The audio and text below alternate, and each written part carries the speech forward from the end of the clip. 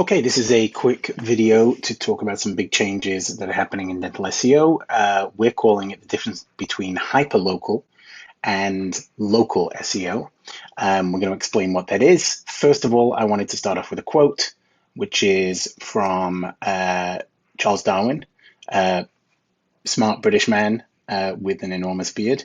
It is not the most intellectual of the species that survives, not the strongest that survives, but the species that is able best to adapt and adjust to the changing environment in which it finds itself.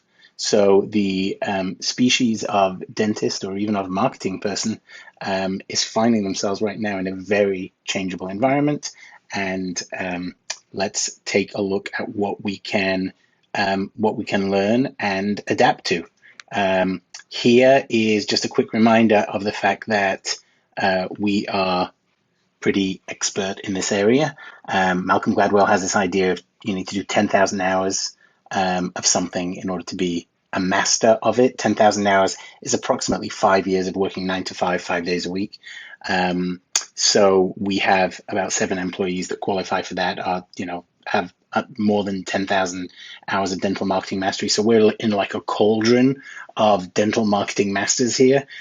We've just spent so much money, run so many ads. You can see all the numbers there, worked with, it's probably more like 2,000 dental practices right now. Let's just go straight to the questions. So the questions that we're going to answer are, first of all, what is hyperlocal SEO? Second question, how do I measure my office's hyperlocal SEO? And then the third one is, will hyperlocal SEO work? Like, will it generate leads at a low enough cost per lead that it makes it successful for me? And we're going to compare it to PPC as well, because many of you will have experience with PPC. If you're our clients, you're probably doing PPC already, because we've specialized in that for many years. But we have some comparison charts to show you as well. So stick around to the end. Let's get straight into question one. What is hyperlocal SEO? So here is a quick search that I did locally on dental implants. Up it pops at the top. You'll see here is these are the PPC, the pay-per-click ads, AdWords, Google Ads, it's now called, paid listings, the sponsored ads. There's many ways of talking about this, but that's, those are many of them. Those are the paid areas. This area here is not paid. It's known as Google Map listings, Google My Business, GMB, the 3-pack. It's nearly always 3 ads in there, occasionally 4. And then below that, and as you scroll down, it continues, is the second group of SEO, which we're calling the organic search results. That's just it's the old style organic search results that used to exist before these two did. So, again, free listings. Let's take a look just to be precise on the cost here. So at the top here, we're averaging around the country about $5 per click. Again, if you're in New York or you're in LA, closer to $10. If you're in a smaller suburb, maybe you can get down to $3.50, $4. So that's kind of where we stand in terms of money. Let's have a quick look at these two areas now. That area, SEO 1, the listings here, the 3-pack, is what we're calling hyperlocal. That usually operates at a neighborhood level. And you can see that many of these people are within 300-yard distance from where I was searching when I did this search. And then the organic search results are really interesting as well, because often they'll come through, especially since I did a dental implant search and I did not put the name of the city. It actually gives me more generic results. Sometimes they're local, but often they're not. Here in this particular search, they're actually local to my country, but they're giving me national associations, like perio.org is the Association of Periodontal Specialists.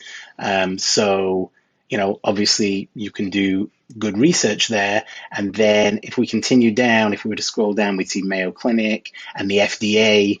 So you can see it's really localized only to the country.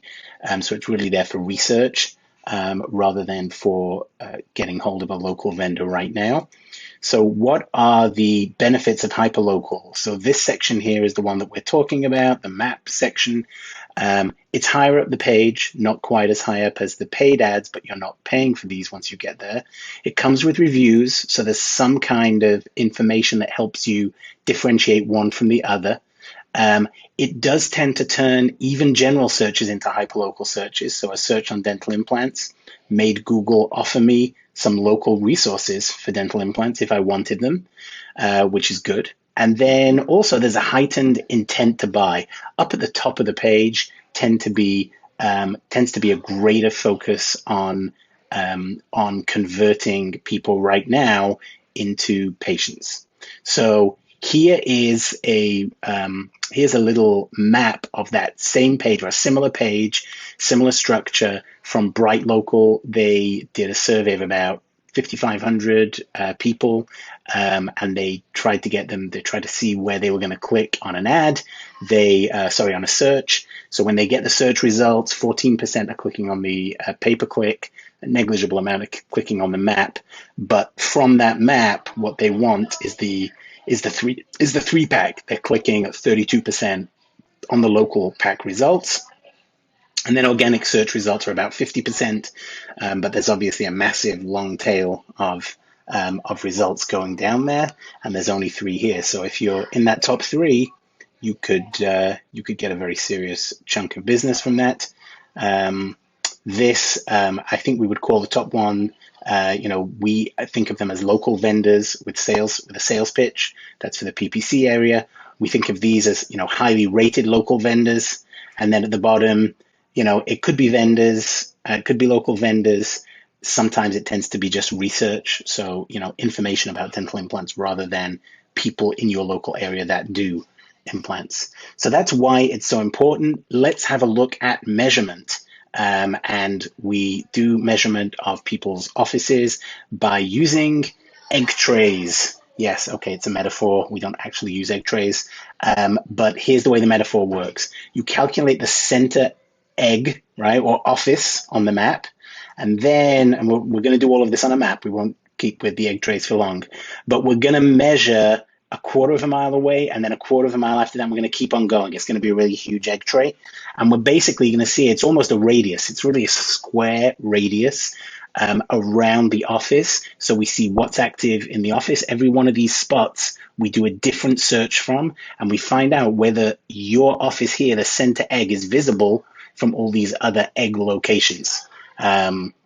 And we're also going to do that with some colors, because these eggs all kind of look alike. So wherever we have an egg that can see your office in the top 3 listings, we're going to turn that green. And if we can't see it, we're going to turn that egg red. So let me get straight to showing you how we do that in practice. Here we go. This is a very large egg tray because the eggs are 13 by 13, and they are quarter of a mile apart, right? So quarter of a mile distance, here's the center egg, is a number 3, which means that particular location, when we did the search, the office was showing a position 3. This is in Houston. Anonymize the data so that the innocent are protected. And obviously, as we go out a quarter of a mile, there's still some ability to see this office at a quarter mile. As soon as we go to half a mile, the office disappears. So there's nothing left.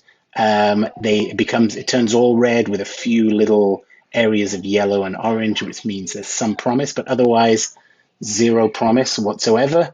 So the radius ends up being, if you go from here to any point on the edge, it's 1.5 miles. So 3 miles by 3 miles box or egg carton, 9 square miles. It's a pretty decent amount of space.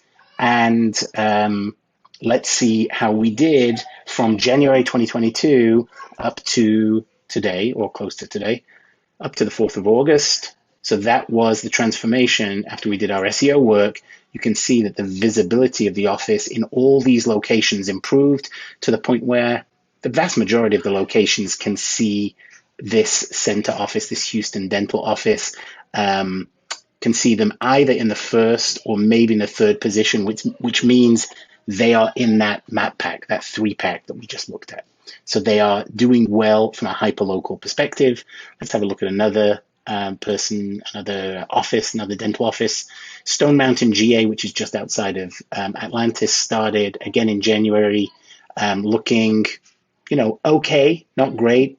Position 4, kind of out of that top 3 maybe if they're lucky, getting in a 4-pack, which you see occasionally, but really just on the edge of the 3-pack.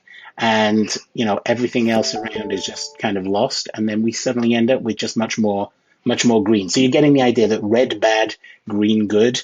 So as we get to more green, that's kind of how we measure this. And it's a demonstration of success, but it's also a demonstration of how clear it is to see the difference. Here's just a slightly different format. This is a dentist in Austin, big, big city, difficult to rank, major struggles here in ranking for the keyword dental implants. This was on April the 29th. Let's see where we ended up by June the 23rd, which is only 2 months. We basically jumped to a very green area, and obviously we're trying to work still on these outer corners, but everybody's office could look like this with enough time and attention. Here's one more. This is Georgetown, which is just out in the suburbs of Austin. Slightly easier for this office to rank, and they had some decent ranking in the quarter mile area. And this was on April 29th again, and we see that by May the 5th, we had already solved the problem. There was obviously a problem that we were able to fix quickly. Sometimes we can fix things quickly. Often we need a lot more time. So that's that. Let's have a look at the way that hyperlocal SEO works in terms of leads and cost per lead. Very important to look at them side by side. So this is general dentist, again, anonymized. General dentist doing Invisalign, Toronto metro area, spending about $8,000 in PPC for $95 per lead, 86 leads, but almost as many leads in SEO and only $2,000 spent because we're not spending money on Google ads. So ends up being $25 a lead. Now, both of these work out, and the client is happy with both because $95 leads also turn into multi-$1,000 Invisalign cases.